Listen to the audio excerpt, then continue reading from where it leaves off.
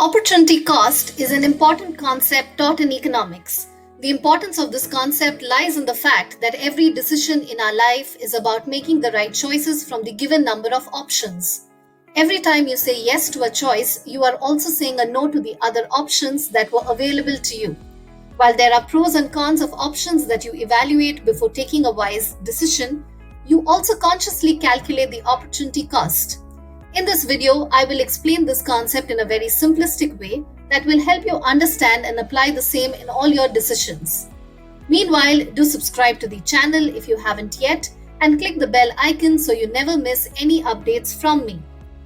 Now, it's a known fact that the factors of production, that is land, labor, capital, and entrepreneurship, are not only scarce but they also have alternative uses. For example, land, which is one of the factors of production, can be used for various purposes like agriculture, construction of residence, or construction of a factory building. But the catch here is that you could do either of these and not all of these together on one plot of land.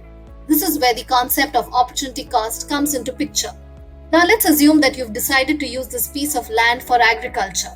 Now the question arises, what would you like to cultivate? Would it be wheat, rice, maize, or cotton? Along with looking at factors such as type of soil, weather, requirement, etc., you would also calculate the opportunity cost, which is, if I cultivate, let's say, wheat and not maize, how much am I losing in terms of revenue that I could have earned if I cultivated maize? Let's see an example. If the farmer on this piece of land is able to produce wheat worth $50,000 or maize worth $30,000, as a rational producer, he would produce wheat instead of maize, since he can produce more and hence he would forego the production of maize worth $30,000 for the sake of wheat production. Thus, the opportunity cost of producing wheat would be $30,000.